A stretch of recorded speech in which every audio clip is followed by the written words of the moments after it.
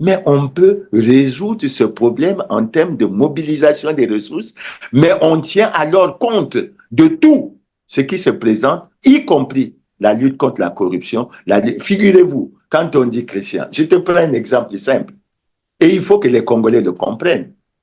Une ONG a déclaré il y a quelque temps qu'il y avait des dépenses injustifiées dans le cadre de la COVID-19 de 19, oui, 25 parler de milliards 25 milliards comme ça. au ministère de la Santé.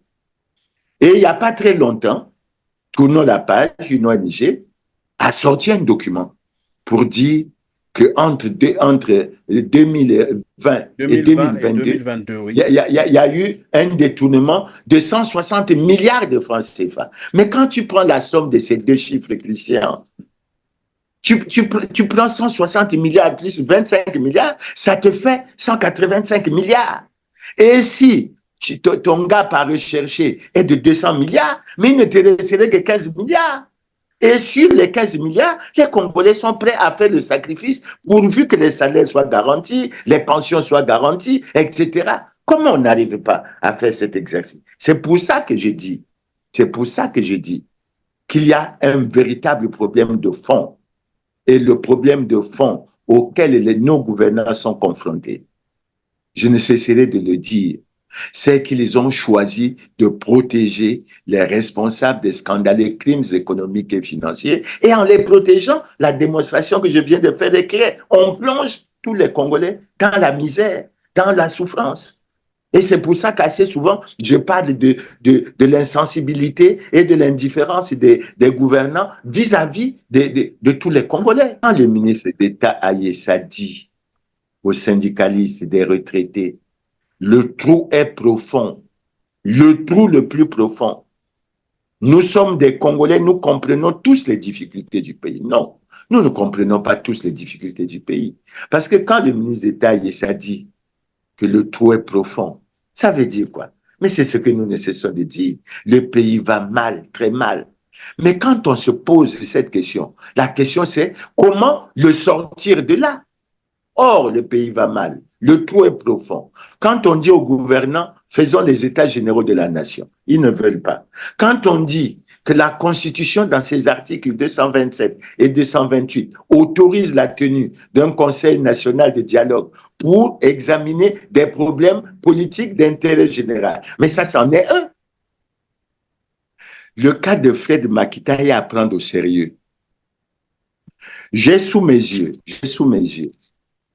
la fiche qui a été faite par, semble-t-il, les sages du Niari au ministre de la Santé et de la Population pour que Fred Makita soit relevé.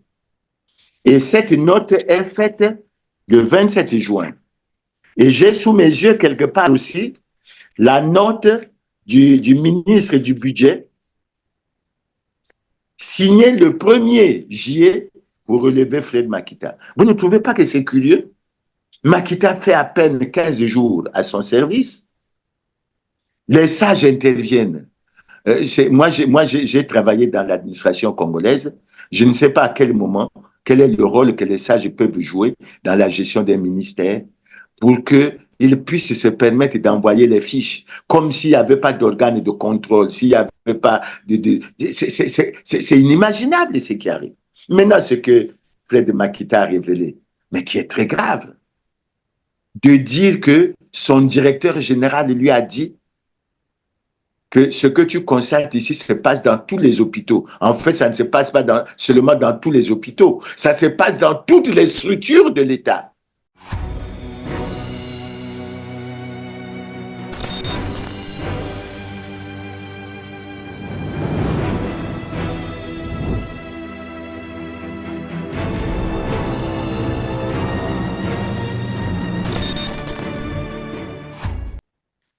Peut-on régler un problème avec ceux qui l'ont créé? C'est à cette question que va tenter de répondre notre invité aujourd'hui. Mesdames, Messieurs, bonjour, ravi de vous retrouver sur R7, notamment dans Droit de Savoir en compagnie de Clément Mirassa. Pour ceux qui le découvrent, c'est le président du Parti social-démocrate congolais, le PSDC, ancien ministre congolais du Commerce, ancien ministre du Développement industriel. Comme quoi, c'est quelqu'un qui sait souvent de quoi il parle. Bonjour Clément Birassa. Bonjour Christian, encore une fois, c'est un plaisir de me retrouver dans cette émission Droit de savoir En tout cas, c'est un après qu'on ait plaisir suivi partagé. Grand Angle. Merci beaucoup. Merci beaucoup. Merci donc d'être avec nous dans Droit de savoir aujourd'hui. Alors Clément, d'entrée de jeu, je me suis posé la question de savoir si on pouvait régler un problème avec ceux qui l'ont créé. Vous avez certainement pris connaissance de la note qui met en place un groupe de travail ad hoc, c'est bien cela, chargé de la trésorerie de l'État, piloté par ceux-là même que les Congolais savent, c'est eux qui ont mis le Congo-Brazzaville à genoux financièrement parlant. Dans un premier temps, et tout à l'heure nous allons découvrir d'ailleurs la composition de ce groupe de travail, dans un premier temps, que faut-il comprendre par cette démarche? Ben, Christian, je crois que le Premier ministre congolais a été clair le 21 juin dernier lorsque il y a eu la séance de questions orales au gouvernement au niveau du Sénat. Il a été clair pour dire que la trésorerie de l'État était vide. L'État n'a plus d'argent. Et c'est ce qui explique qu'aujourd'hui, vous avez une kyrielle de structures, vous avez plusieurs situations notamment, c'est déjà au niveau rien que des salaires, des traitements, que beaucoup de structures sont bloquées. Vous avez la situation des retraités, ça c'est habituel, mais vous avez la situation de l'Université Marie-Wabi, vous avez la situation du CHU de Brazzaville, vous avez la situation de l'hôpital d'Oyo, vous avez la situation de la STPU, vous avez la situation de la... En fait, elles sont Il y extrêmement a la mairie, nombreuses. je crois, les agents de la mairie qui vont emboîter d'ici là. Bon, et le Premier ministre a dit que il faut être optimiste pour l'année 2025, que les indicateurs en sa possession le rassuraient et qu'une nouvelle fois, on demandait des sacrifices aux Congolais. Voilà un peu la situation. Donc, c'est certainement par rapport à ça que cette note a été prise pour, semble-t-il, contribuer à renflouer les caisses de l'État. Oui, mais lorsqu'on lit la composition, disais-je, de ce groupe de travail, les noms qui ressortent sont des noms connus par des Congolais. Ce sont eux qui ont mis le Congo à genoux financièrement. C'est des criminels financiers. C'est le cas, par exemple, ici, on voit Jean-Jacques Bouya, qui est le président de ce groupe de travail. Je retrouve ici le nom de Jean-Richard Bruno Itoire, que tous les Congolais savent qu'il est souvent cité dans les scandales financiers, détournement de l'argent du pétrole. Jean-Jacques Bouya, c'est celui qui a aujourd'hui plus de 2000 milliards de francs CFA détournés, volés des caisses de l'État congolais et planqués dans les paradis fiscaux. Nous avons le Premier ministre lui-même, Anatole Koliné-Makosso, dont un des invités nous disait ici, c'est bien sûr Monsieur Boukadia, Modeste Boukadia, qui nous disait que lui également avait détourné de l'argent de la Banque mondiale qui était destiné à réhabiliter les écoles congolaises.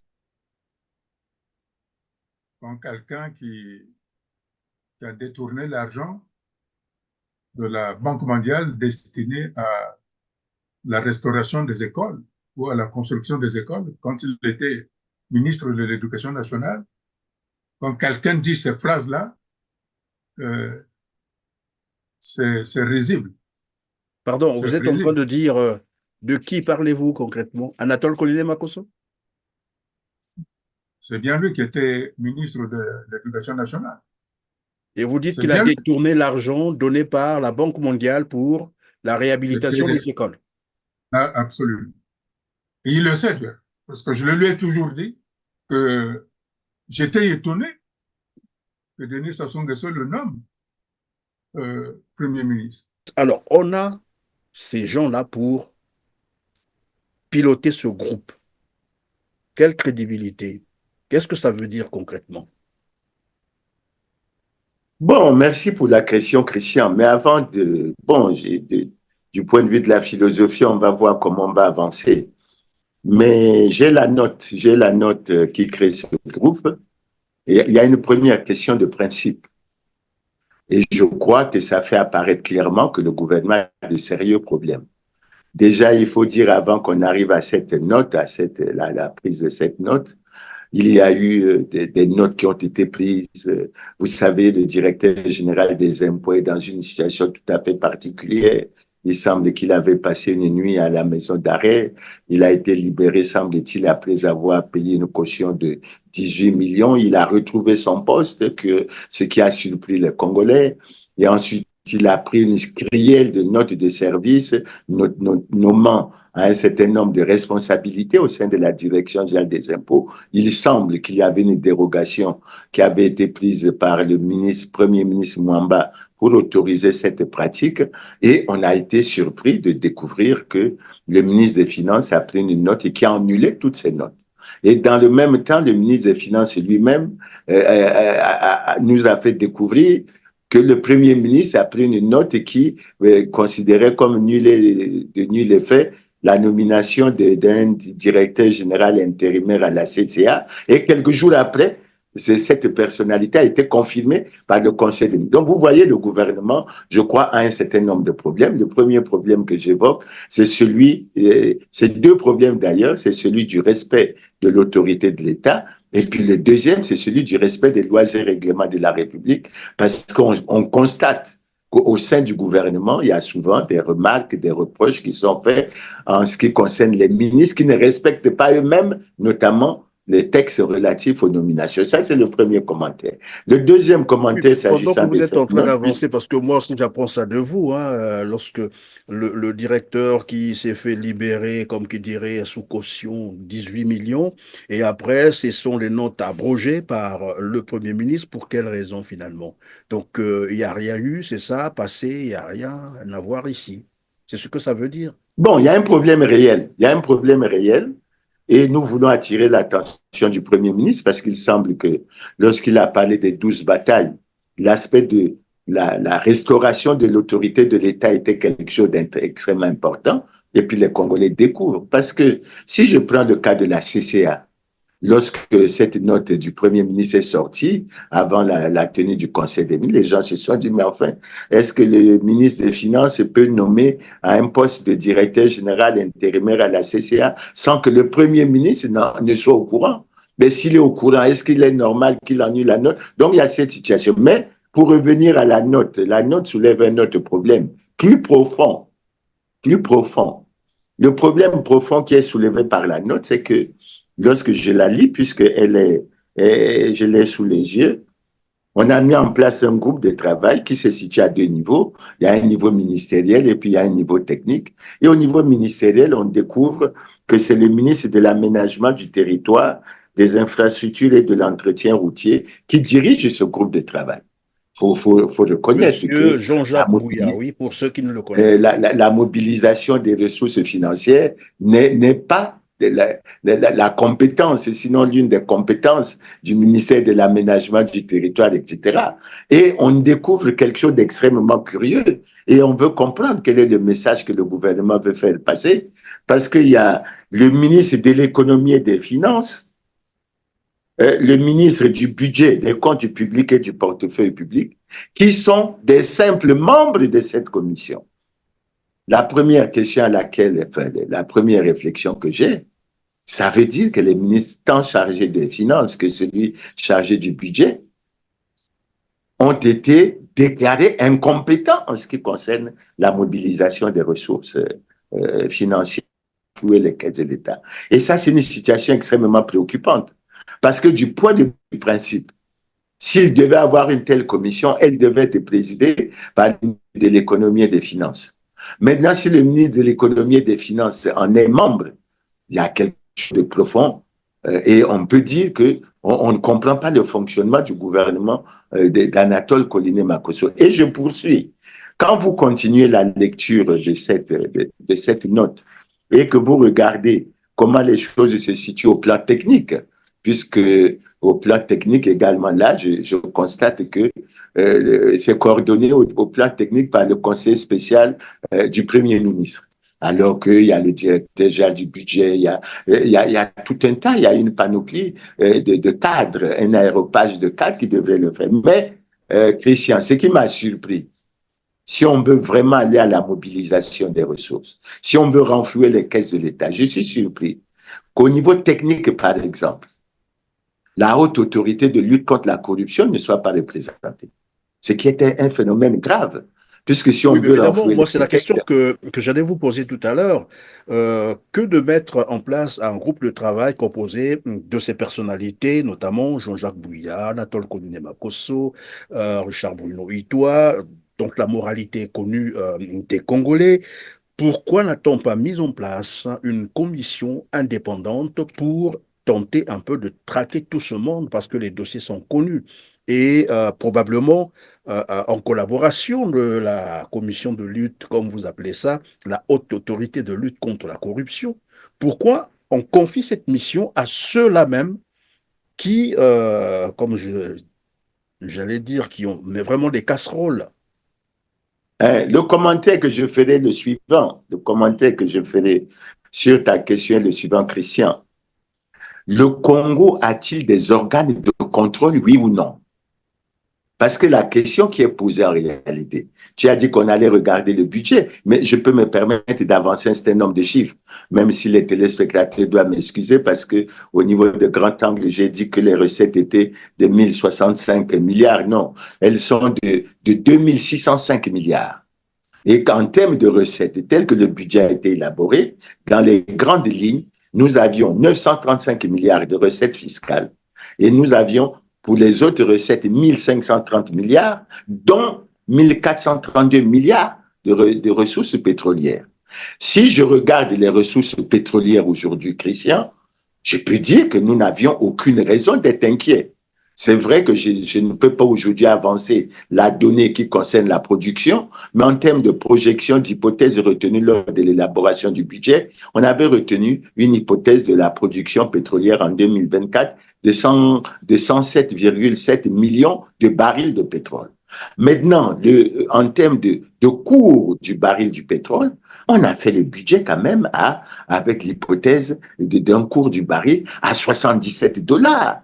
Et aujourd'hui, tous les Congolais savent qu'ils caracolent au-dessus de 80 dollars. Donc, il y a un différentiel suffisamment important. De la même façon que l'autre paramètre qui est important, c'est le taux de change du dollar. On a fait une hypothèse lorsqu'on a fait le budget d'un taux de dollar, de change de dollar à 590 francs CFA, mais aujourd'hui, tout le monde sait que ce taux est largement au-dessus des 600 francs. Donc, on a déjà là, au plan pétrolier, on a des raisons de nous dire qu'on ne devrait pas être inquiet, sauf si, parce qu'on a connu, j'ai travaillé au ministère des Finances. Et quand j'ai travaillé au ministère des Finances, l'un des problèmes que nous connaissions à l'époque, c'était que lorsqu'il y avait les ventes des cargaisons, mais l'argent n'était toujours pas immédiatement en totalité envoyé au trésor public et qu'il y avait un certain nombre de circuits qui étaient coincés, qui étaient mis en place, etc. Je crois que ça s'est situé à ces et je crois que le Fonds monétaire avait exigé que l'on donne à la SNPC un délai lorsqu'elle s'occupait de cette opération, je crois qu'il y avait 8 jours pour que cette est-ce que, en réalité, dans la pratique, l'intégralité est reversée? C'est ce qui justifie, à mon avis, la présence du ministre des Hydrocarbures, puisque le pétrole, d'ailleurs, joue un rôle important. Et j'ai oublié de te signaler que dans les 1530 milliards des autres ressources, ben, il y a le gaz maintenant qui intervient pour près de 9 milliards. Donc, quand on prend rien que le pétrole et le gaz, on a dépassé pratiquement, on approche les 1500 milliards. Maintenant, le problème que tu poses, il est très sérieux. Est-ce qu'au Congo, on a des organes de contrôle, oui ou non? Et la question qu'on devait se poser, c'est que les organes de contrôle devaient réagir en se disant, pourquoi nous n'arrivons pas à renflouer les caisses de l'État? Visiblement, c'est au niveau des recettes fiscales. Est-ce qu'il y a disparition? Est-ce qu'il y a des détournements? Est-ce qu'il y a un certain nombre de choses? Puisqu'on a évoqué en ce qui concerne la Direction générale des impôts cette situation. Et il y a d'autres organes. Il y a le contrôle d'État. Il y a l'inspection générale des finances. Moi, je souhaiterais que ces organes jouent le rôle. Et on peut même penser à la Cour des comptes et des disciplines budgétaires. Ce sont ces structures, parce que pour moi, le travail de ces structures devait permettre de faire un diagnostic qui aboutit à la sanction. C'est-à-dire que si quelque part, on découvre qu'il y a des détournements, des malversations financières, ça devrait aboutir à cette situation. Donc, au-delà du commentaire que je t'ai fait pour la haute autorité de lutte contre la corruption, parce que je ne comprends pas pourquoi les gouvernants, assez souvent, au moment de l'élaboration du budget et au moment de son exécution, ne veulent pas du tout prendre en ligne de compte l'aspect lutte contre la corruption qui, de mon point de vue, devrait faire entrer des masses importantes d'argent au vu des dossiers que nous connaissons. Déjà, vous avez un gros dossier, c'est celui des 14 000 milliards d'excédents budgétaires. Mais on peut égratigner comme ça un certain nombre d'autres dossiers. Et c'est là qu'il faut interpeller également la haute autorité de lutte contre la corruption, qui elle-même, et je l'ai dit assez souvent, a fait une déclaration le 9 décembre 2023 pour dire qu'elle avait enquêté sur une trentaine de dossiers, qu'elle était prête à faire les délibérations, à publier les résultats.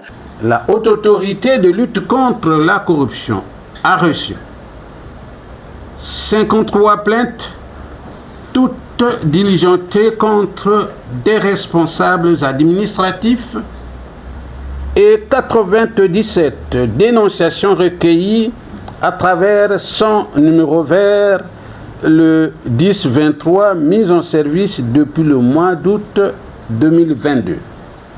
Le constat qui se dégage d'ailleurs au niveau des populations est que la corruption a gangréné toutes les sphères de la vie nationale et les prestations des services publics en faveur des citoyens sont réalisées sur le dos de la corruption, faisant de ces populations des victimes de ce fléau. Et depuis, il n'y a absolument plus rien. Donc, en réalité, on se retrouve dans la situation où les Congolais se rendent compte que le pays a de l'argent. Et on va certainement, je crois, essayer d'évoquer le cas de Fred Makita, qui, à travers ses interventions, a montré à partir de l'hôpital de Dolisie comment cet argent peut être utilisé. Évidemment, c'est le problème qui se pose actuellement au Congo-Brazzaville, même au niveau de l'éducation. On reviendra sur l'université Mariangouabi aussi. Mais tout à l'heure, je disais, ces personnalités qui ont été finalement nommées pour piloter ce groupe, je venais de citer leur nom. En réalité, la place des voleurs, c'est la prison. Et on ne va pas nous dire qu'il n'y a pas d'informations les concernant. Pour M. Bouya, tout le monde sait qu'il a été épinglé par les Panama Papers, et Bruno Itoa pareil, bon encore Colline Makosso, ça reste un peu à confirmer, mais pourquoi finalement parce que la question c'est celle-là. Tout à l'heure vous avez évoqué même la situation de ces 14 000 milliards qui ont disparu comme ça, que personne ne comprend jusqu'aujourd'hui. Où sont passés ces 14 000 milliards? C'est quand même 25 milliards de dollars. Nous parlons ici de 25 milliards de dollars. C'est-à-dire, quel que soit ce qui pouvait arriver au Congo, le Congo pouvait fonctionner 7 ans avec cet argent-là. 7 ans, je dis bien. Alors, l'idéal serait que le Premier ministre, qui a pris donc, je sais pas, oui, cette note de mise en place d'un groupe de travail, ait demandé à ce groupe de travail, par exemple, de rapatrier l'argent planqué dans les paradis fiscaux.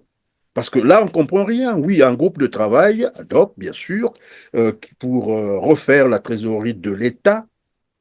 C'est quoi concrètement? Parce que c'est un message qui n'est pas bien compris, en fait. Bon, moi, je dirais, la réflexion que je ferai, Christian, c'est que je pense que la note de service du Premier ministre ne cerne pas tous les contours. Bon, on évoque, moi, ça me gêne assez souvent d'évoquer des noms, des compatriotes qui sont cités dans des gros scandales économiques et financiers, qui les font apparaître comme des responsables, en fait, de la situation que nous connaissons, et de me rendre compte que la justice est silencieuse là-dessus.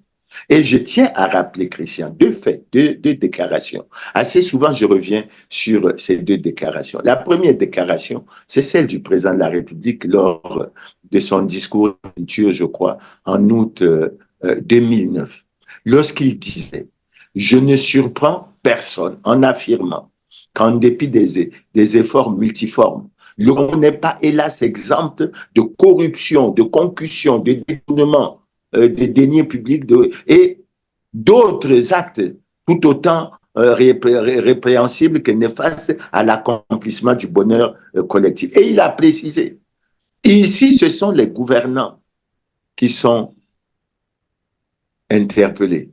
Mais ça veut dire que Denis Sassou Nguesso est conscient que ceux qui détournent, qui volent l'argent du Congo, sont des gouvernants du Congo. Non, mais j'en arrive. C'est lui qui a fait cette déclaration. Je renvoie les gens au discours. Mais je reviens à quelque chose d'autre. Je crois que finalement, avec l'inspiration, j'ai encore deux déclarations, toujours du président de la République, à évoquer.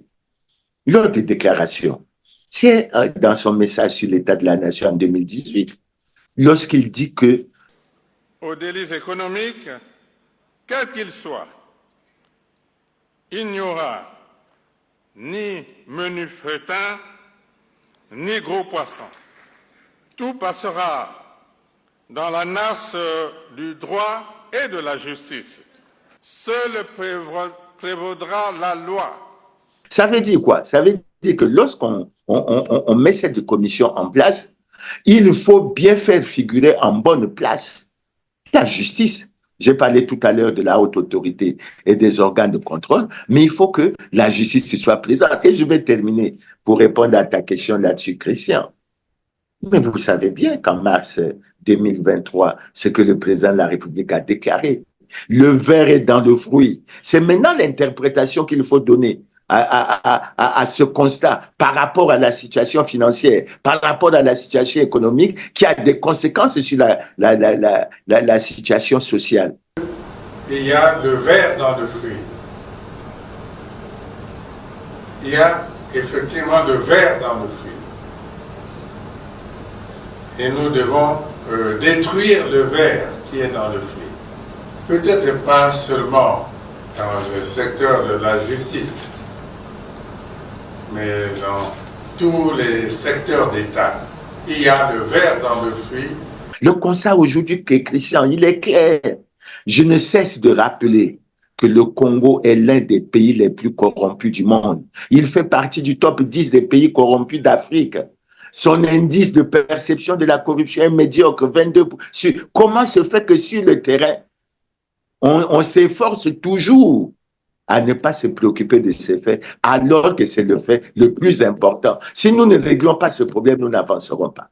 Et si nous ne réglons pas ce problème, c'est une illusion de penser et réaliser le projet de société ensemble, poursuivons la marche, entendu, marche vers le développement, parce qu'on ne peut pas aller vers le développement en tolérant les détournements de fonds publics, la fraude, la corruption, la corruption et autres. Vous parlez de développement, il y a d'abord des problèmes, je crois qu'il y a une situation immédiate là qu'il faut d'abord régler. Tout à l'heure, vous avez rappelé ces tensions qui montent un peu partout, les tensions sociales, c'est le cas de le dire, grève dans les hôpitaux, grève à l'université Marangwabi, dans le transport en commun. Vous avez rappelé également, et nous avons dit qu'il y a une autre grève qui se prépare du côté des agents des mairies, hein, je crois, c'est ce que j'ai cru comprendre.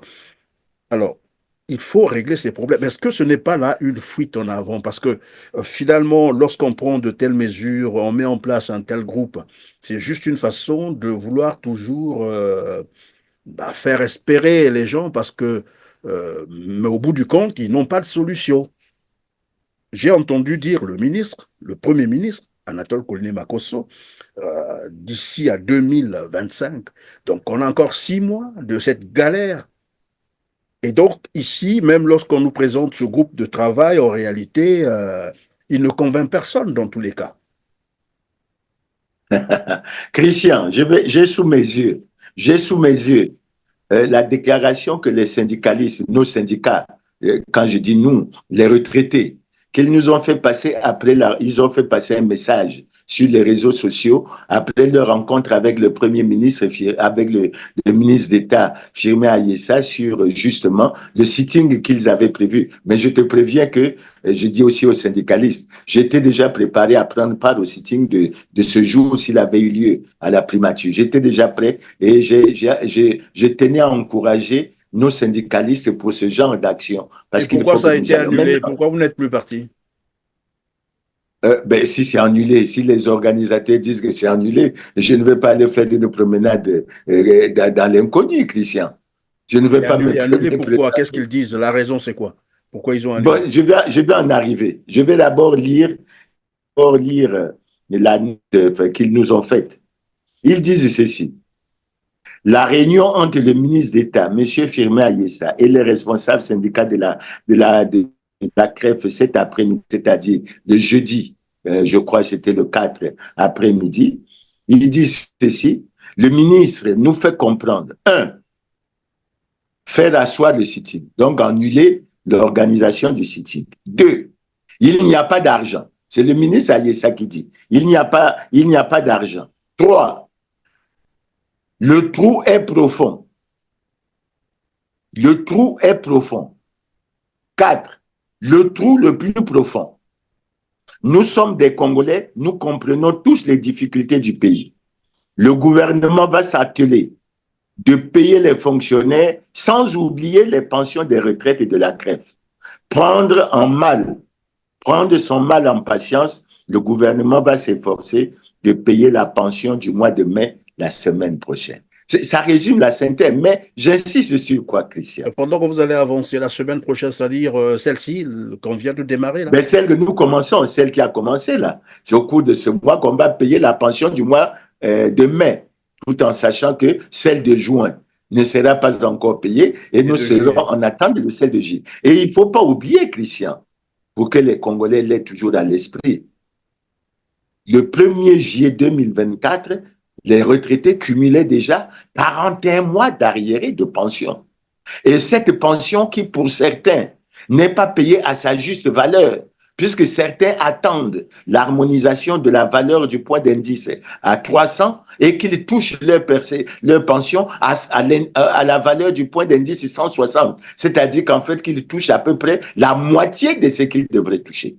Et vous savez bien qu'il y a des textes internationaux. Je ne veux pas me plonger là-dessus. Il y a des conventions qui sont mises en place pour protéger les personnes vulnérables. Et parmi les personnes vulnérables, il y a les retraités. Mais je reviens au texte. Oui, mais évidemment, pendant que vous allez avancer, Clément dira ça, parce que il faut qu'on comprenne quand même la situation des retraités. Souvent, on n'en parle pas assez. Aujourd'hui, on a eu l'occasion d'en parler. Il faut qu'on essaye un peu de rester sur cette situation pour comprendre qu'est-ce qui ne va pas concrètement. Parce que pour moi, c'est des fonctionnaires. Donc, nos papas, nos mamans ont cotisé socialement et cela a été prélevé à la source. Et aujourd'hui, le Congo a beaucoup plus de fonctionnaires actifs, s'il faut le dire comme ça. Qu'est-ce qui ne va pas et pourquoi on n'arrive pas à payer la pension des retraités? J'ai retrouvé un élément qui date de 2021 par là, 2020-2021. Je vais proposer à nos téléspectateurs de suivre, j'allais dire, la galère des retraités et on va continuer. Suivez. Pendant que nous étions en exercice, nous avons régulièrement cotisé. Et en fin de compte, on ne sait pas ce qui se passe. Seul le gouvernement ou les gouvernements peuvent nous expliquer ce qui se passe. Vraiment, nous n'arrivons pas à comprendre qu'est-ce qui fait qu'on ne puisse pas payer les retraités. En même temps qu'on paye les fonctionnaires actifs, et ces mêmes fonctionnaires cotisent. Il y a une ponction qui se fait à la base, mais en contrepartie, les retraités, eux, ils ne sont pas payés. On se demande bien pourquoi. Donc, il n'y a que le gouvernement pour expliquer ce qui se passe. Vraiment, nous vivons la galère, c'est difficile. Il y a des gens qui meurent même par stress, parce qu'ils n'ont pas eu leur argent, ils ont cotisé. Bon, vous imaginez des gens qui partent de loin, de l'intérieur du pays pour venir percevoir la pension, ou même suivre. Le fait que le dossier, c'est difficile. Rien que pour faire le dossier, ça coûte de l'argent. Mais comment voulez-vous quelqu'un puisse avoir de l'argent pour faire le dossier s'il n'en a pas déjà? Alors, donc c'est difficile, c'est difficile. Je vous en prie que s'il fallait doser ça par... si c'était la fièvre, on fait passer le thermomètre, non? Ce thermomètre-là se serait déjà éclaté. Parce que c'est là, c'est l'hécatombe. Nous vivons comme si nous vivons. C'est-à-dire qu'on regrette pourquoi on est né. Nous regrettons pourquoi nous sommes nés. Et pourquoi nous avons travaillé. Je vois quand quelqu'un va travailler, il cotise. La cotisation, là, pour moi, je crois que sert pour payer ceux qui sont retraités. Et d'autres qui seront retraités, leur paie est assurée par ceux qui viennent, qui travaillent. À ce jour, nous sommes en train de croupir. Les enfants, jusqu'à la fin, là, ne vont pas à l'école. Les locataires, ce sont les propriétaires des cases, des maisons, qui viennent maintenant balayer. Vous avez déjà vu un bailleur qui vient lui-même balayer la maison. Mais c'est pour attirer votre attention que j'existe, je suis là. Et il vous fout du bruit tous les jours. C'est pourquoi il y a beaucoup de gens qui tombent dans les maladies cardiaques. Vous comprenez? On a beaucoup de monde, on ne paye pas. Hein? Ce n'est pas de la blague. Si on compte bien, je crois qu'on est autour de 15-16 mois, 15-16 mois pour certains. On n'a pas d'autres ressources, sinon la pension. Hein? Comment est-ce qu'on peut s'occuper valablement des enfants, de la famille? Voilà. Voilà ce que nous sommes. On a réduit, comment, à la mendicité. Voilà. C'est ça. Là, je me promène, je suis venu vérifier si à la Mécodec il y a eu un virement. Pas encore. On m'a dit pas encore, papa. C'est pas à nous de trouver des solutions, c'est au gouvernant de trouver les solutions. C'est ça le problème. Les retraités n'ont pas de solution à trouver, sinon le gouvernant, ceux qui nous gouvernent. Voilà, on est réduit à la précarité s'il faut. C'est un moment difficile, hein? Pour ne pas dire un drame. Voilà, c'est ça. Hein? C'est qu'on se soucie, sinon c'est les paroles vaines qu'on prononce. Que ce soit au Parlement ou je sais pas, à la radio, à la télévision, ce sont des paroles vaines qui ne sont pas accompagnées d'actes véritables. Voilà. On est sans scrupules finalement. Oui, bien sûr, sans scrupules. Hein? On est sans scrupules au Congo, sans scrupules. Les retraités vivent dans un état vraiment très très très grave. C'est pour nous un calvaire. Parce qu'on ne peut pas comprendre que les agents qui ont rendu service dans ce pays puissent être maltraités de la sorte. C'est pour nous un calvaire. Nous demandons au gouvernement de prendre conscience et d'agir très vite pour que nous, retraités, nous puissions vivre comme tous les autres, comme les fonctionnaires. Parce qu'aujourd'hui, les ayants droit, ce sont les fonctionnaires, pas les retraités. Alors, Clément Mirassa, puisque nous parlons évidemment des retraités, là, ça date quand même. Et aujourd'hui, qu'on fasse encore des promesses aux retraités, nous allons payer. Et j'aime à rappeler que les promesses n'engagent que ceux qui y croient, en fait. C'est ça la vérité. Et on ne comprend pas que, je ne sais pas si ces responsables syndicaux, vous les avez déjà changés ou c'est les mêmes qui sont là depuis ces années-là? Bon, en tout cas, je suis membre d'un syndicat. Depuis que je suis membre, c'est la même direction, c'est la même équipe qui est là. Maintenant, les autres, je crois savoir aussi qu'ils sont dans la même situation. Je connais l'UDIR, je connais le président de l'UDIR, je connais le président des Beauvois, Alphonse, etc. Je crois que ça fait un bon moment depuis, surtout parce que je prends comme référence une très belle assemblée générale que nous avions tenue à la commune de Wenzé. C'est d'ailleurs la dernière. Depuis, nous élevons la voix pour qu'on aille à une assemblée générale, mais nous constatons que nos syndicats sont beaucoup plus présents à la CREF, au ministère de la Sécurité du Travail et à la primature au Sénat que le contact avec leurs militants, les syndicats. Alors, Clément Mirassa, tout à l'heure, vous allez continuer votre développement que vous avez amorcé tout à l'heure, mais je voulais d'abord comprendre avec vous, qu'est-ce qui fait qu'on ne paye pas les retraités? Non, il y a d'abord un premier aspect.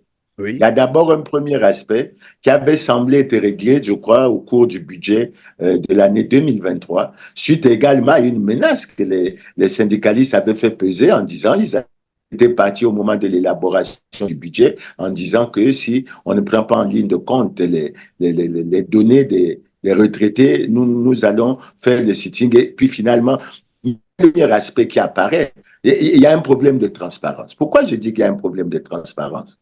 Lorsque nous prenons notre budget, je prends le budget de l'année 2024.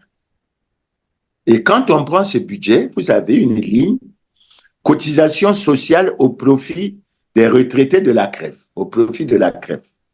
Ça fait 58,7 milliards.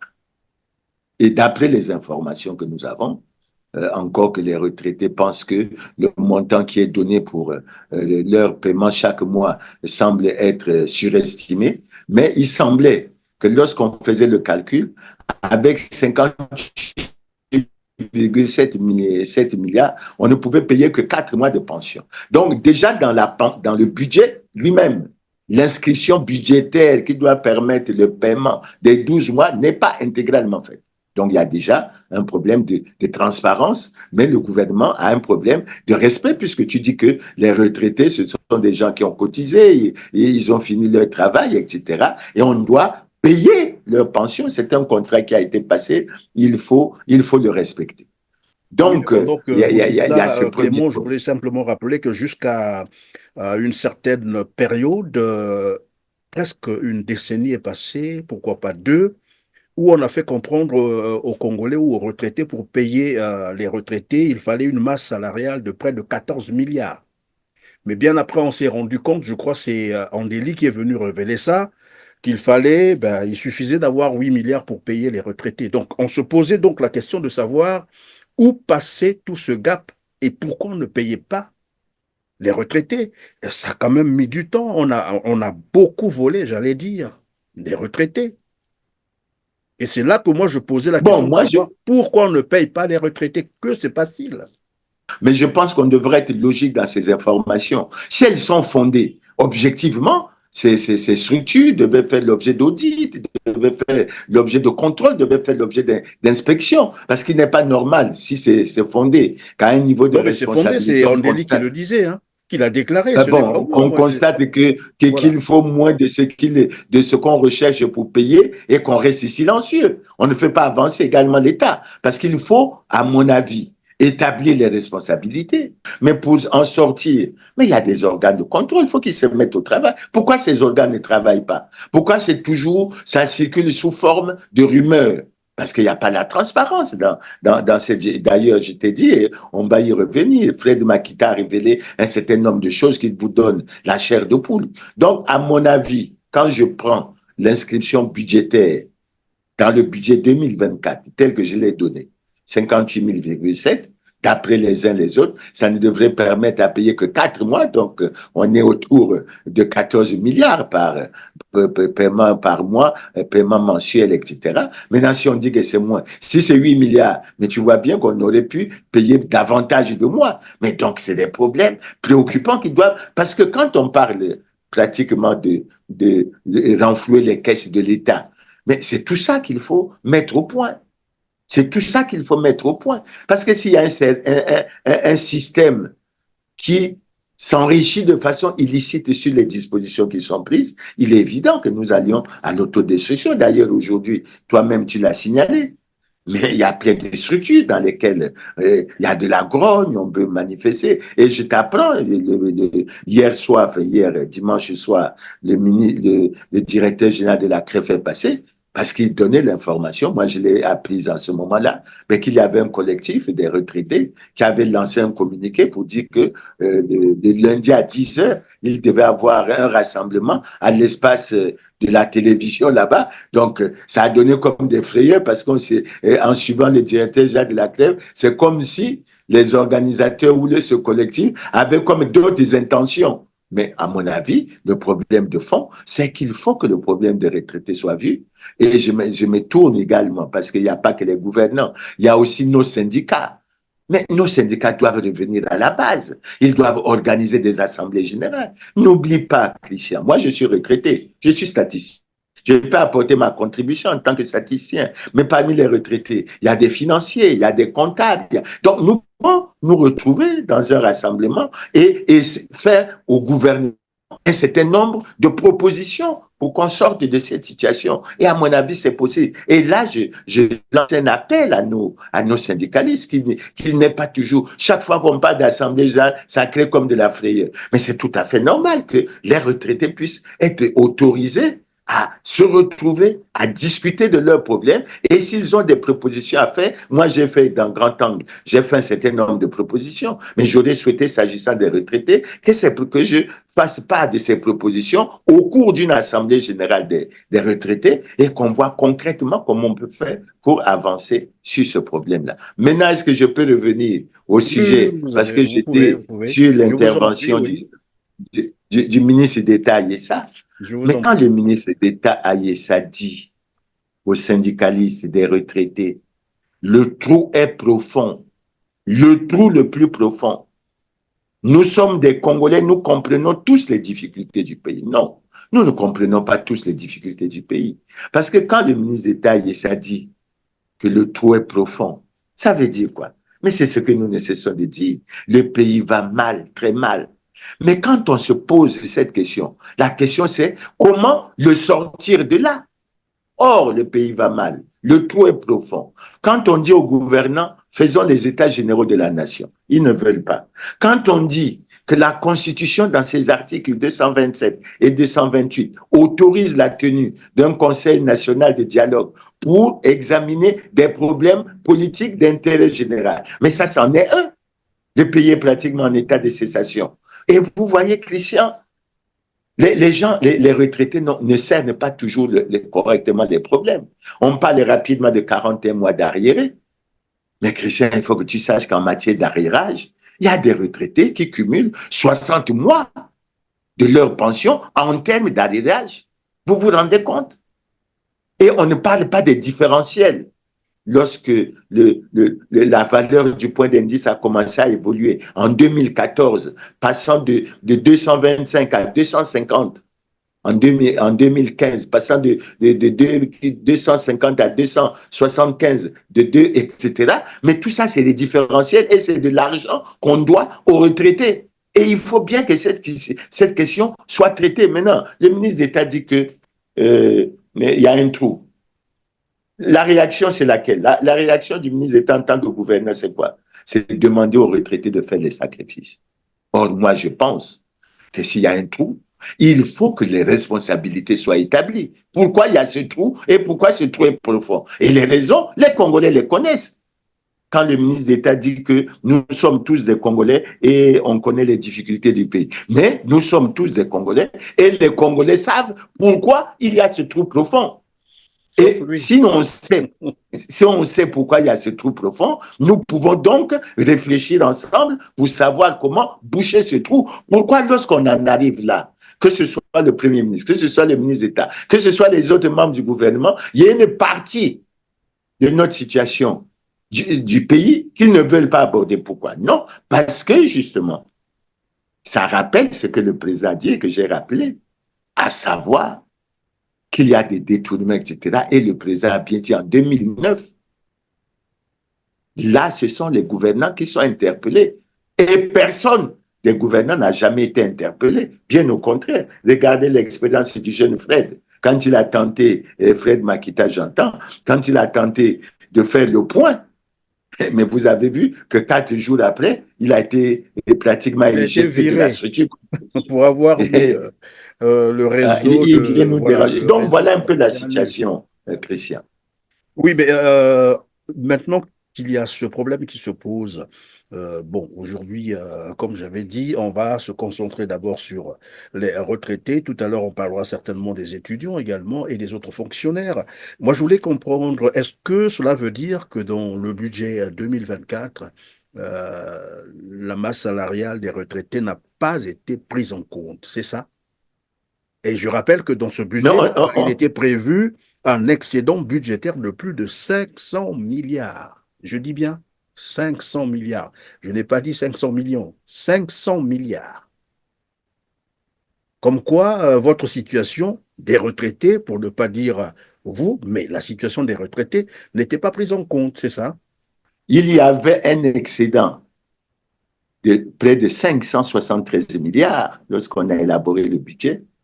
Mais lorsqu'on tient compte des aspects de trésorerie et de financement, il y avait un déficit de 772 milliards qui était en partie financé par les 500 milliards qui se dégageaient comme solde budgétaire, et il restait un gap à rechercher, je dirais, on dit 199 milliards, je dirais autour de 200 milliards. C'est là le problème que j'ai avec les gouvernants. Parce que assez souvent, quand on arrive à ce gap, la proposition qu'ils font, c'est de dire qu'il faut rechercher sur le marché financier, c'est-à-dire qu'il faut aller s'endetter. Et moi, ma position, c'est de dire, c'est là qu'on devait déjà agir pour la mobilisation des ressources internes, et l'un des volets de la mobilisation qui devait nous permettre de couvrir ces 200 milliards pour qu'on soit en équilibre, mais c'est la lutte contre la corruption, par exemple. C'est la réduction du train de vie de l'État. C'est l'application de l'article 12 sur la loi faisant obligation de déclaration de patrimoine. C'est là aussi que j'interviens pour la réalisation des audits au niveau des grands travaux, au niveau de la municipalité. Donc, je dis, le fameux gap de près de 200 milliards qui se dégage lorsqu'on voit, on prend en compte tous les éléments du budget, mais on peut résoudre ce problème en termes de mobilisation des ressources, mais on tient alors compte de tout ce qui se présente, y compris la lutte contre la corruption. Figurez-vous, quand on dit Christian, je te prends un exemple simple, et il faut que les Congolais le comprennent. Une ONG a déclaré il y a quelque temps qu'il y avait des dépenses injustifiées dans le cadre de la COVID-19 de 25 milliards, 25 milliards comme ça. au ministère de la Santé. Plus de 25 milliards de francs CFA dilapidés dans les dépenses du fonds Covid-19 au cours de la période 2020-2022, jusque-là non justifiée. C'est le rapport qu'a présenté l'organisation de la société civile, la coalition congolaise, publié Ce que vous payez le vendredi 12 mai 2023 à Brazzaville. Aussi exige-t-elle la lumière sur ces fonds dont les preuves de l'utilisation n'ont pas été apportées jusqu'en juin 2022. Nous avons eu près de 40 milliards qui ont été alloués au Fonds national de solidarité. On peut voir que dans l'utilisation de ces fonds, à travers notamment le rapport qui a été fait par le cabinet CACOGES et à travers les réponses aux questions que nous avons reçues lors de nos descentes de terrain, que ces fonds n'ont pas été totalement justifiés.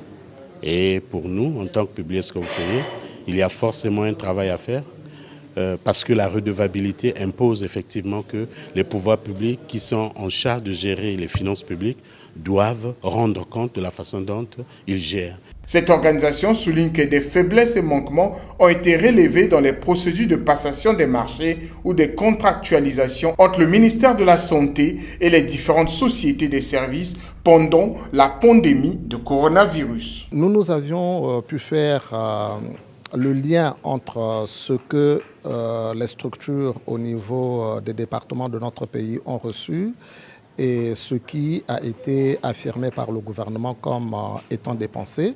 Nous nous rendons compte qu'il y a 25 milliards de francs CFA qui manquent dans la comptabilité. Disons qu'il y a des soupçons graves de détournement de fonds sur ces 25 milliards qui n'ont pas été justifiés. Et donc nous interpellons les différentes institutions de notre pays pour essayer de retrouver ces 25 milliards qui manquent évidemment dans la comptabilité publique. Dans la perspective de contribuer à la recherche de solutions, cette société civile a émis plusieurs recommandations. Les recommandations de CACOGES, les recommandations de notre étude doivent être prises en compte et qu'il est du devoir des médias de pouvoir s'en saisir, des citoyens de s'en saisir, mais aussi des structures en charge de la lutte contre la corruption, de la transparence, de pouvoir investiguer, les parlementaires de pouvoir se mobiliser pour que, effectivement, on établisse ce qu'il y a à établir et qu'on confirme ou on infirme ce qu'il y a en termes de réponse aux allégations qui existent aujourd'hui, quitte à ce que, si elles sont confirmées, que ceux qui sont responsables, les ordonnateurs, ceux qui ont été à l'origine, effectivement, de ce qu'on peut dénoncer comme écart aujourd'hui, puissent être interpellés. Et il n'y a pas très longtemps, tournons la page, une ONG a sorti un document pour dire que entre 2020 et 2020 et 2022, 2022, oui. il y a eu un détournement de 160 milliards de francs CFA. 160 milliards de francs CFA, une somme astronomique allouée au ministère de la Santé et détournée entre 2020 et 2022. Le chiffre est issu d'un rapport de l'ONG publié Ce que vous payez Congo. Alors que le développement du système de soins congolais est à la peine, l'enquête met le doigt sur la transparence de la gestion des finances publiques du pays.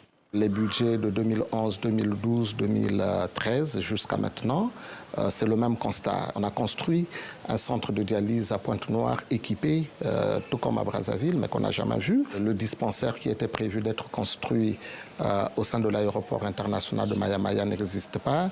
Le CC de Kinshasa n'existe pas. Les 3 laboratoires, donc un laboratoire pour les produits génériques, pour la qualité des eaux, ordonnancés, mais jamais réalisés. Exemple criant des dysfonctionnements du système hospitalier au Congo, le centre de dialyse de Pointe-Noire, un projet qui n'a jamais vu le jour. Prévu depuis 2011, ce bâtiment jusqu'en 2014 n'existait pas. Et à la direction départementale de la santé de Pointe-Noire, on ne savait même pas si ce projet était prévu. Le rapport de Publier ce que vous payez Congo évoque également la gratuité de la césarienne, censée être garantie par un décret datant de 2011. Pourtant, 94 femmes ont confié à l'ONG ne pas avoir pu en bénéficier. Lorsqu'on t'emmène au bloc opératoire, on appelle ta famille et on lui dit que pour l'opération, il faut 65 000 francs CFA. Si tu n'as pas d'argent, on te néglige. Ceux qui payent, c'est d'eux qu'ils s'occupent en premier. Mon enfant, je l'ai perdu à cause de ça, parce que j'avais déjà passé 3 jours au centre de santé de Diosso et 2 jours à l'hôpital général. J'ai perdu du temps. On m'a opéré le 3e jour vers 20 h. Mon garçon est mort parce que je n'ai pas pu payer. Mais quand tu prends la somme de ces 2 chiffres, Christian, tu prends 160 milliards plus 25 milliards, ça te fait 185 milliards. Et si ton gars par rechercher est de 200 milliards, mais il ne te resterait que 15 milliards. Et sur les 15 milliards, les Congolais sont prêts à faire le sacrifice pourvu que les salaires soient garantis, les pensions soient garanties, etc. Comment on n'arrive pas à faire cet exercice? C'est pour ça que je dis qu'il y a un véritable problème de fond. Et le problème de fond auquel nos gouvernants sont confrontés, je ne cesserai de le dire, c'est qu'ils ont choisi de protéger les responsables des scandaleux crimes économiques et financiers. Et en les protégeant, la démonstration que je viens de faire est claire. On plonge tous les Congolais dans la misère, dans la souffrance. Et c'est pour ça qu'assez souvent, je parle de l'insensibilité et de l'indifférence des gouvernants vis-à-vis de tous les Congolais. Voilà, Christian, un peu ce que je voulais évoquer. Oui, l'insensibilité, oui, l'indifférence, mais apparemment, c'est un mot de gouvernance, il faut le dire comme ça, parce que là, nous entrons déjà dans le volet Fred Makita qui est venu nous faire une démonstration, mais qui fait froid au dos, démontrant que finalement, dans son cas, à lui par exemple, il est tombé dans une situation où les salaires qui sont affectés par l'État congolais pour un mois à l'hôpital de Dolisie, l'hôpital général de Dolisie, pouvaient servir à payer au moins 4 mois de salaire.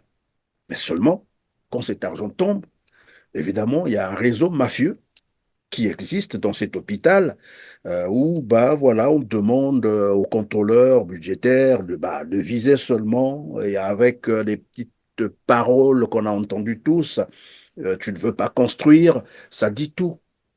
Et là, il révèle d'ailleurs, il dit que le directeur général de l'hôpital de Dolisie lui a dit également que voilà, ce système existe partout, dans tous les hôpitaux.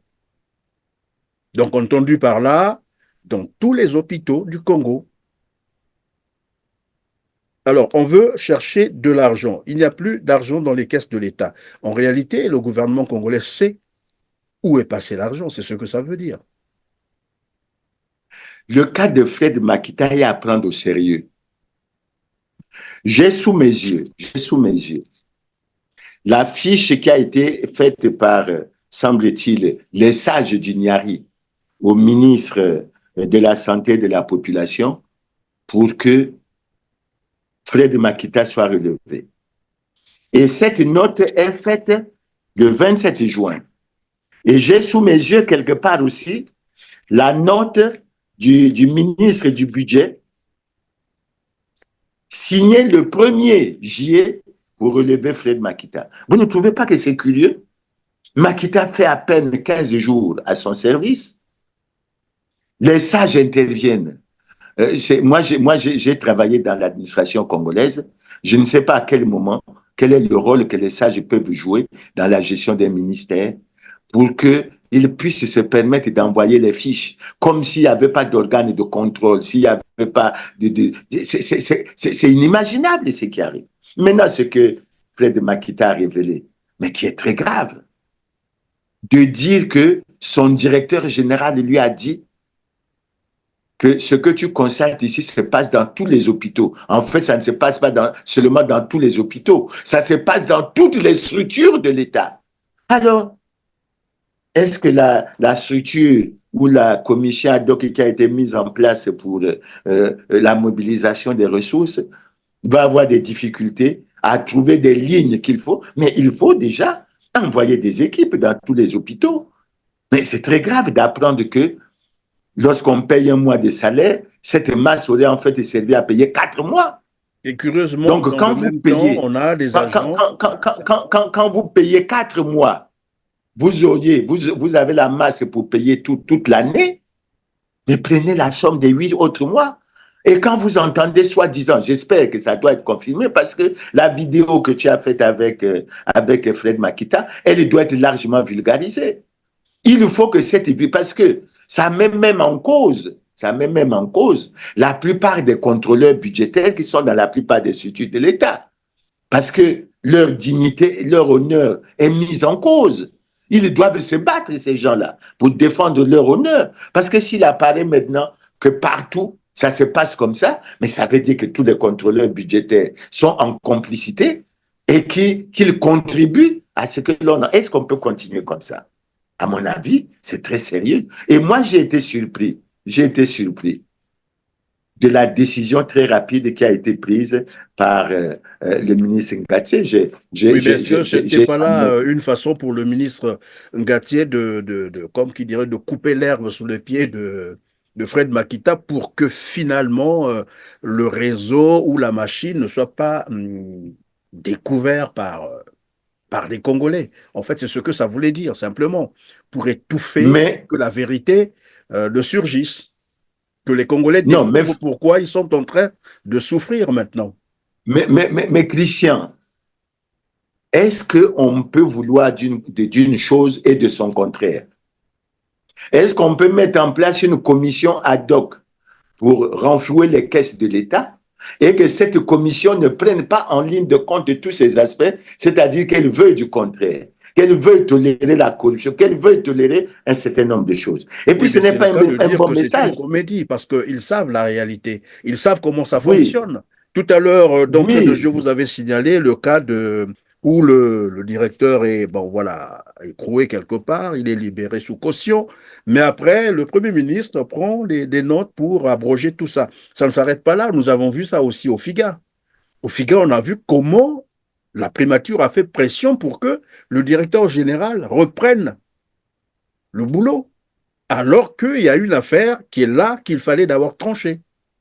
Et très vite, lorsqu'on sait que un tel ou telle autre personnalité est impliquée dans une affaire de corruption ou de détournement, on trouve des manières pour essayer un peu de couvrir. Et comme vous aimez à le dire d'ailleurs, ils ont choisi protéger, couvrir des voleurs, des criminels. C'est comme ça que le système fonctionne. Non, mais c'est que le message qu'il faut envoyer aux gouvernants, il faut que nous sachions ce que nous voulons. Il faut que nous sachions ce que nous voulons. Si on a choisi de mettre en place un système qui favorise comme un certain nombre de privilégiés, qui sont impunis, qui posent des actes extrêmement graves, aujourd'hui tout le monde sait que le FIGA c'est un scandale. Tout le monde le sait. Mais il y a pas, c'est pas le seul scandale. Avant le Figaro, nous avons suivi un député déclaré en pleine assemblée que de l'argent a été débloqué pour une route imaginaire de 137 kilomètres. Vous essayez un contrat pour l'aménagement de 135 km. Parce que comment vous avez fait une concession d'une route, monsieur le ministre, une concession de route, et qui n'existe même pas. Mais d'ici, oui. Comment on peut être silencieux là-dessus, Christian? Par contre, si Mirassa intervient sur grand angle, ah non, ce monsieur-là commence à être dangereux. Il faut commencer à regarder comment on va régler son compte parce que tel qu'il continue là, nous ne serons plus tranquilles. Et c'est ça le problème. Et il faut que nous sortons de cette situation. Il ne faut pas qu'il y ait des gens qui croient que la loi, c'est eux, qu'ils sont au-dessus de la loi. En fait, c'est un gouvernement qui dirait, c'est un gouvernement hostile à la transparence.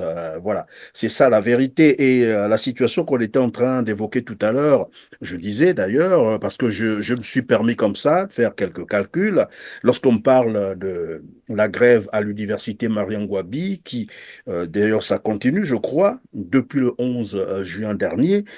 Oui, on ne paye pas les salaires, c'est comme ça, je crois, puisque c'est dû à cela. Après, je me suis dit, mais à l'université Mariangouabi, lorsque vous prenez... c'est une université, je peux me tromper, mais c'est par là, environ 30 000 étudiants. 30 000 étudiants, c'est des étudiants qui payent les inscriptions chaque année, à hauteur de 10 000, je prends seulement 10 000, parce que les étrangers payent beaucoup plus que ça. Mais prenons 10 000, la moyenne. Quand on fait 10 000 fois 30 000 étudiants, on est au moins à 300 millions de francs CFA. Qu'engrange cet établissement? Où va tout cet argent? Parce que là aussi, il faut qu'on pose... Et on revient sur la situation, bien sûr, que décrivait Fred Makita. Finalement, les administrations, c'est devenu... voilà, Christian, se poser ce genre de questions devient à dire que le pays n'est pas géré selon les bonnes règles de bonne gouvernance. Parce que si le pays est géré selon les règles de bonne gouvernance, chaque structure de l'État doit subir des inspections, des contrôles, des rapports doivent être faits, des leçons doivent être tirées.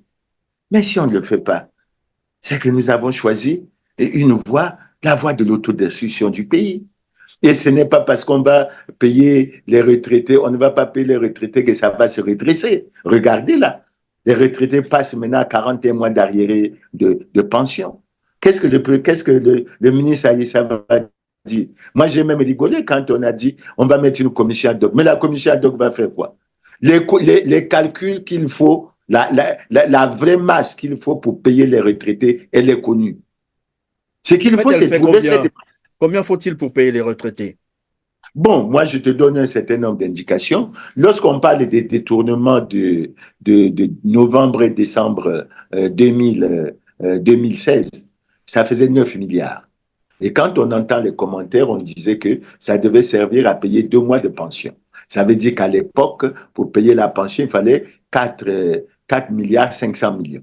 Après, le ministre Mwamba est passé une fois, il disait, il avait d'ailleurs donné le chiffre de 26 000 retraités, etc. Et il avait dit que le chiffre était monté à 11 milliards. Il est fictif, parce que j'étais entendu dans l'émission avec Fred Makita poser la question pour les fictifs, etc. Mais il faut appuyer à chaque fois, il y a des contrôles, mais est-ce qu'on règle fondamentalement ces problèmes? Et si je ne sais pas si j'ai mal entendu ou si c'est dans un autre cadre que j'ai entendu ça. Mais si, comme Fred Makita l'a dit, ou comme je l'ai appris, je tiendrai à m'excuser si cela n'était pas fondé, qu'au niveau de l'hôpital et de Dolisie, le conseil des sages émarge là-bas, mais c'est très grave. Mais Christian, il ne faut pas ça, il ne faut pas oublier. Je crois que c'est en 2017. Non seulement le conseil des sages, mais il y a aussi la dame comptable qui a fait de la caisse de l'entreprise sa caisse. Si je peux me permettre, je crois qu'en 2017, il y a près de 7 ans, il était apparu dans plusieurs journaux de la place qu'à la présidence, il y avait 826 conseillers attachés autres fictifs. 826, Christian. Et cette affaire, on n'en parle plus jamais. 826 conseillers. 826 fictifs. À la présidence. C'est en 2017 que cette affaire était apparue dans la presse, etc. Et on n'en parlait plus. Mais ça veut dire que nous avons un système que nous-mêmes... pardon, pendant que vous le dites, ça me rappelle un peu l'enquête menée par Sylvain Villard, le Canadien, au CHU, où il ressortait en fait qu'il y avait au moins 250 agents, non, disons avec des faux diplômes, mais à côté, il y avait également 150 fonctionnaires fictifs. Et jusqu'aujourd'hui, on n'a jamais réglé ce problème. Ceux qui travaillaient depuis là sans diplôme, avec des faux diplômes, continuent à travailler jusqu'aujourd'hui. Les fonctionnaires fictifs existent encore jusqu'aujourd'hui. Et personne, personne n'est interpellé. Voilà pourquoi je disais, est-ce que ce n'est pas un mode de gouvernance? Est-ce que ce n'est pas une volonté finalement politique de détruire le Congo? Mais c'est autant de pistes qui doivent permettre à cette commission. Je regrette que le ministère des Finances, qui a l'inspection générale des finances, n'ait pas eu l'occasion de mener ce travail et de faire en sorte que de façon permanente, ces contrôles se fassent. Mais ça prouve bien que si on va vers les règles de bonne gouvernance, si on règle un certain nombre de problèmes, ben, il y a des lignes qui vont être carrément et purement et simplement éliminées, et ça va nous permettre de retrouver l'équilibre budgétaire que nous retrouvons tant. Merci Clément Mirassa d'avoir donc été avec nous. Aujourd'hui, comme j'avais dit, on allait se pencher sur le cas des retraités parce que finalement, c'en est que trop et les retraités ne savent plus à quel sens se vouer. C'est une situation tout à fait difficile avec la crise actuelle et on fait comme si la situation n'existait pas, voilà, et on passe comme ça, pieds joints, on peut promettre, mais écoutez, c'est une priorité, mais une priorité ne se gère pas comme ça, je suis désolé de le dire comme ça, et Firmin Yessa est celui, moi je prends ma responsabilité de le dire, hein, nous avons des informations là-dessus, qui finalement, au lieu, devrait pour le bien-être des fonctionnaires congolais, c'est lui qui étouffe les grèves, voilà. Et c'est là où on se rend bien compte que la plupart des responsables syndicaux sont corrompus parce qu'on ne comprend pas que des gens qui cumulent 41 mois d'arriérés puissent reculer devant une décision de grève. Et partout, ça se passe comme ça, dans les hôpitaux, à l'école, dans l'éducation, dans tous les secteurs. On annonce une grève un matin, 2 jours après, ben non, suspendu, on nous a demandé de repartir. On ne comprend pas qu'est-ce qui se passe. Et quand on dit aux gens, finalement, on repart, on reprend le boulot, on ne dit pas aux agents ce qu'il faut faire désormais. Et ils ne sont toujours pas payés. Pour quelle raison on reprend le boulot? C'est quand même un droit, il faut qu'on le dise. C'est le seul pays où on a fait du salaire comme étant un don, voilà, l'aumône qu'on donne aux gens. On peut ou ne pas donner. Je dirais à mes amis syndicalistes que j'ai été très heureux de découvrir que lors de leur rencontre avec le ministre d'État Firmin Yessa, que le ministre d'État ait pu dire que le trou est profond, qu'il est très profond. Mais je regrette qu'ils aient terminé la réunion sans que le ministre d'État Yessa ne leur donne des explications, parce que si le trou est profond, c'est bien parce qu'il y a des responsabilités qui doivent être établies.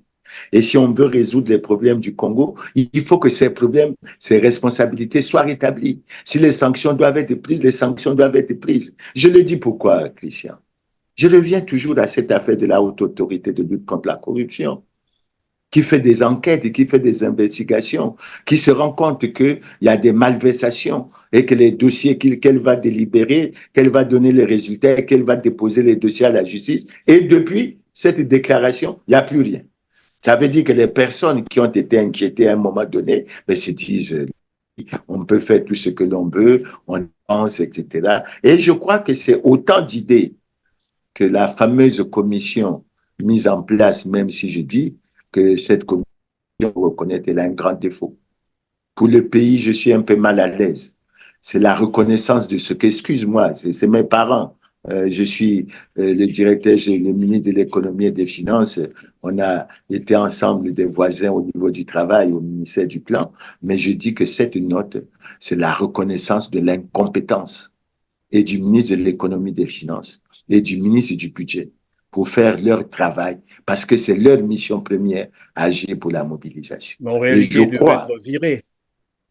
Et je crois qu'on devrait en tirer les conséquences. Si les gouvernants qui les ont placés là constatent qu'ils ne sont pas en mesure de donner satisfaction, que ce soit pour ces cadres ou pour les autres, mais il est bon que on prenne les décisions qui s'imposent et qu'on procède à des nominations. Oui, mais c'est peut-être parce que ça ne servira à rien. Clément Mirassa, non, mais peut-être que c'est le terme que vous ne voulez pas prononcer. Lorsque ces personnes, déjà, s'ils peuvent s'avérer incompétents, tel qu'on est en train de le dire là, parce que le fait de mettre déjà en place un groupe de travail comme celui-là, ça veut dire, ben voilà, le ministre de l'économie, des finances et autres, tout ce monde-là, ben voilà, c'est j'allais dire, des têtes de trop dans le gouvernement. Ce qu'il y a à faire, il faut les virer. Simplement, c'est ça. Parce que leur mission était de mobiliser les fonds. Non, Christian, je tiens à dire une chose. Christian, je tiens à dire, parce que je vois sur les réseaux sociaux, on attaque beaucoup mon petit frère Jean-Pierre Ondaï. Non, je peux te dire et te certifier, Christian, que Jean-Baptiste Ondaï est un cadre compétent que j'ai connu au ministère du Plan, qui a occupé un certain nombre de responsabilités. Si Jean-Pierre Ondaï se retrouve dans ce contexte-là, ça veut dire que l'environnement dans lequel il travaille a des problèmes. Oui, mais quand c'est comme ça, on fait quoi, Clément? On démissionne. C'est ça la vérité. Mais c'est au gouverneur de tirer les conséquences. Pas non plus qu'on justifie ce qu'on vit par l'entourage ou par voilà, les collaborateurs. Bon, d'accord, je suis d'accord avec toi. Nos gouverneurs d'en tirer toutes les conséquences. Démissionne pas, mais je tiens quand même à donner. Je tiens quand même à donner cet avis parce que les cadres souffrent beaucoup dans le pays. Quand vous prenez Fred Makita, tu prends Fred Makita, Christian, il se serait tué. Il aurait accepté de faire le jeu. Ben, écoutez, il serait devenu carrément il incompétent. Il aurait construit ces villas.